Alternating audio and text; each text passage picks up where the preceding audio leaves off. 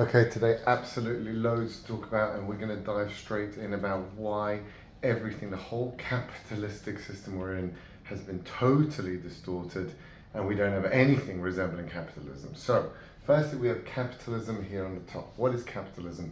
Capitalism is a motivation to make profit. It doesn't matter what happens, you can destroy the whole planet as long as you make more money. That is capitalism. We don't care what you pump into the sea or whatever. This is pure capitalism, right? And we don't care about the workers, give them the lowest wages. We just want to make profit. That is capitalism, okay? So capitalism says you make the most profit, then you invest it.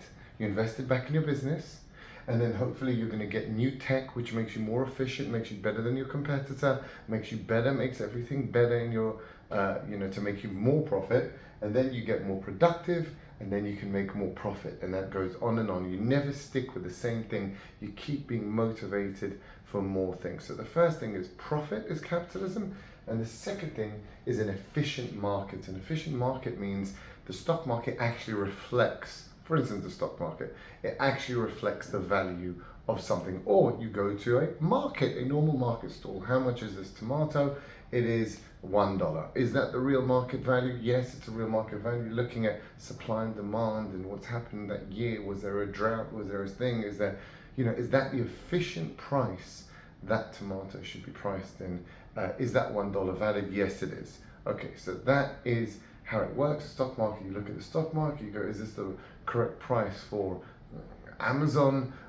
Yes, it is the correct price for Amazon, $100. Values it at a good PE ratio, the amount of dividends they give in, and the amount of growth they're going to have. This is a correct reflection of their prospects and their earnings. Excellent. So that is pure capitalism. What do we have? Now, what do we have? We don't have this. This would be good, sadly, with a little tweaks, because we don't want them totally destroying the environment, but I'm saying, and we do want workers' rights for sure, but what we have now is just beyond. It's communism disguised as capitalism. What is communism's goal? They don't care about profit. They only care about government, and that is the goal of all the big companies now. They couldn't care less. They will sacrifice all their profits, and they're wasting it on ESG, on the environmental junk. But they don't. Again, they're meant to be providing money to their shareholders, not not it, but who are their main shareholders nowadays? They are the institutional investors who are dictated by the governments. They're the ones who give them the money. BlackRock and Vanguard didn't get there because they're such great investors. It's because the government allowed them to get there, and the government appoints them to make the decisions. They are basically the around the back way for the government to do things, because it's illegal for them to actually invest in companies and invest in corporate bonds and do all this stuff. So BlackRock and Vanguard basically do it for them. So their job now, so companies' job is now, oh, we don't really care about profit. We need to suck up to government and whatever government says, because one government contract is worth more than anything else. And also, you want to do whatever the government says in ESG and diversity. And the government, I'm saying, that is government policy, and the diversity and all that, because otherwise we will get bad scores and all that. So they focus on government, and by focusing on government, then you do get profits. That's the whole point. By getting those government contracts, by making sure you have good institutional ESG ratings and all that, you get investment. So the first thing is government, the second thing is profit. But then what do you do with that profit? You go and invest it and increase technology and increase productivity? No, you'd have to be an idiot. Straight to share buybacks. Apple made billions of profits over the last 20 years. All of it is spent on share buybacks. The big oil majors just now made bumper profits from the Ukraine war, all right back into share buybacks. And what does that do? That artificially increases the value of your share. So you could be, there are companies that currently take on debt to do share buybacks, meaning you look at the share price and it's going up, but they don't make any money because they've taken on debt to increase the value of their share price. It's that absurd. Apple has taken on debt. They're a very profitable company, but they borrowed money to invest in their own shares. Invest, how dare I say that word? To corruptfully, fraudulently manipulate their own shares. There we go. That's a better one. And that's why they were worth $2 trillion. They're now worth $1 trillion. They aren't worth that. They make the same product the whole time. iPhone, whatever, 12 is exactly the same as the 11. It'll be the same as the 15, other than the camera and the battery. It's the same product. It's a plain vanilla product. It should be, it's pathetic. So anyway, so they do share buybacks, and through share buybacks, they also go and do all the ESG, diversity, whatever the government policies of the day are. They fulfill those. They also waste their money on that rubbish, and that gets them more. And the government goes, "Oh wow, you're really fulfilling all our rubbish." You get more investment, because who holds the money?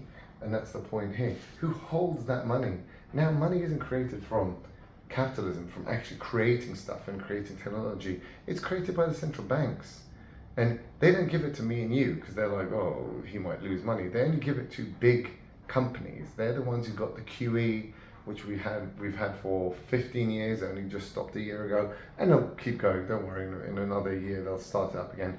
15 years of completely made up money, and the government gave it to these big companies, interest-free. And what do? Share buybacks, which leads to our next thing. Is it an efficient market? No. Because what do? By doing share buybacks, you completely distort the stock market. It does not reflect the prospects and profitability of the companies at all. It reflects how much share buybacks. Who is the number one share buyer in all the stocks in the whole world? Your own companies. It's the own companies. BP is the biggest buyer of its own shares. Apple is the biggest buyer of its own shares. Amazon is the biggest buyer of its own shares.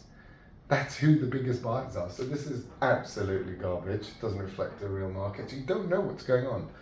Interest rates, absolute garbage. How can you possibly have interest rates below inflation? Why would I ever lend you money knowing it's going to be in England 10% lower next year, but I get 4% now? I'd have to be stupid, but that's what apparently happens, right? LIBOR versus SOFR. Currently now, it is a massive fight because every derivative and every trade is based on LIBOR, and they're forcing them to switch to SOFR because this is a totally fake, fraudulent central bank number, because they don't want this number.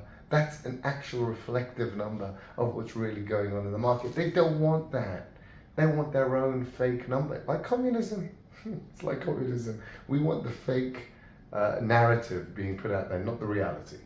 And finally, you got dollar versus euro dollar, as we've explained many times before. The dollar market is very small. It's only about 20%. Most dollars in the world are euro dollars, and that is dollars outside of America that are lent out on a regular basis. And this is much bigger, and it is not reflected in any market. You cannot see this. There is no market to see this. I can tell you what the price is. I can tell you what the amount is. We don't know. When I'm saying 80%, it's a predictive. I don't know. So we have all these inefficient, hidden markets, right? And our current markets that we have are just, it's a lie. It doesn't reflect anything. And so I don't know what's really going out there. It's like me going to that, the actual market, the tomato market, and they're going $10. And you're going, what? That's a bit high.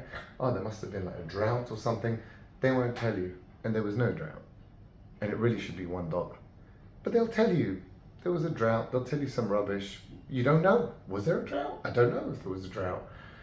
That's how inefficient our markets are now. No one has the information. No one is allowed to see the information. So these don't reflect the reality. The companies are all just focused on one thing, the government, and getting off the teat of central bank money. That's what they want. That's all the stock market looks at now. It's when is the Fed going to print? When is it holding back? When is it going to give money? They don't care about the company's profitability or their innovation or nothing. They couldn't care less. It's just central bank. That's basically it, right? It's totally corrupted compared to real capitalism, where you would focus all your money in profitable, lean, efficient, productive companies, and not inefficient blobs like Amazon, which is totally inefficient, and Apple, totally inefficient, right? They're not efficient companies at all. And so that's where we are, guys, now. Capitalism versus techno-feudalism. as we like to call it.